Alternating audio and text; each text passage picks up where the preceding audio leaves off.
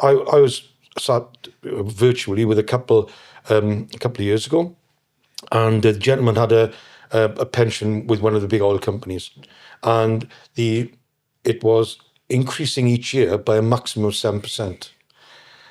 And we already knew what the inflation was 3 months hence in December when as an example, okay, and it was going up by 7%.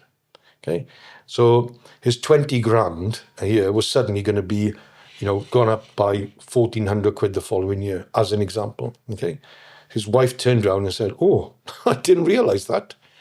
And you find that so often people don't realise what it is that they've got. They think they've won the lottery, and they haven't. We say to people, one thing we can make sure of, okay, is if you do transfer, your fund will drop down. Yeah, because what I think people don't really internalise is, let's say you get £10,000 a year for the whole of your retirement, inflation adjusted, or you could take a pot and you could take 20k a year. At one point, the 10k might overtake the 20k. In terms of they think the 20k is like a static almost, probably not adjusting for inflation. The purchasing power is getting cut every year, or it's not adjusting for drops in this investment market. Yeah, in the stock market. In stock market. And that's assuming that you're even going to put it in the stock market. Most of these people will have it just sat in their bank accounts, or they'll spend a load in the first year going on crazy holidays, and the pot soon becomes 250, right? And the point you made earlier on, in fairness, is right, okay? Because of your investment time horizon, you can go, into a greater equity content because you're not under any pressure. No. Now, some people then take a different view to their ISA investments or their general investment account investments, other investments, compared to their pension fund, which has got 20, 30 years to go because of the increase in the retirement age. It's a completely different scenario, and it is really, really important. And we see it so many times. I had it this morning now before I left. I had an email from a client that said, "Oh, the transfer value back in 2020 was 230. It's now only 160. That's irrelevant. What's important is what's the value of the pension?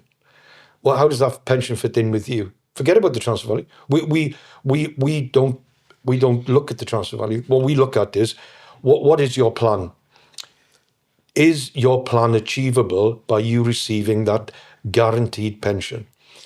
If that's the case, that is for you. That is what you want. That is what you need. And I do understand that some people may think that they're not going to live a long time.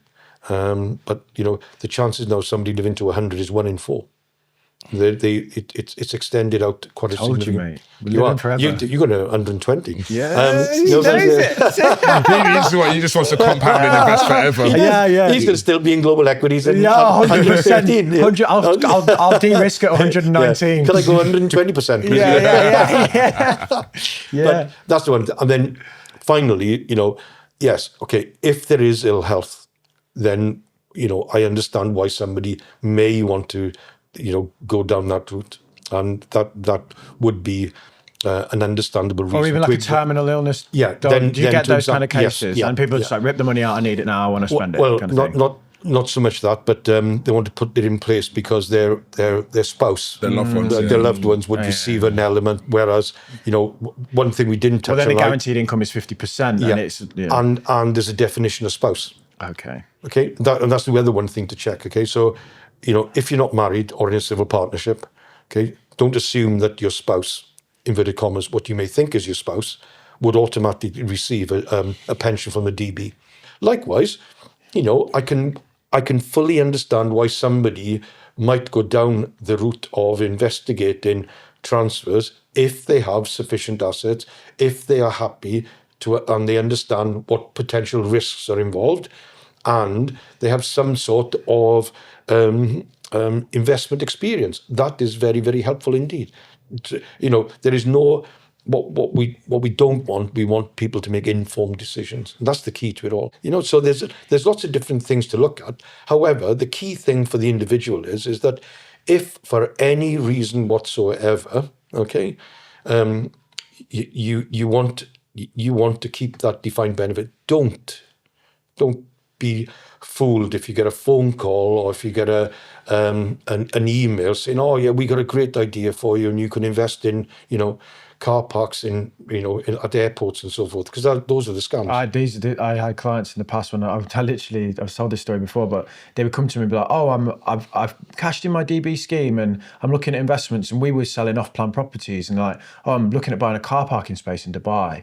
And I was younger then, but I remember thinking, this doesn't sound right. Like, they've given up this kind of final salary thing and they're buying car parking spaces in Dubai with it. That was a clip from our conversation with defined benefit pension expert Peter Lawler. You can watch the full thing right here.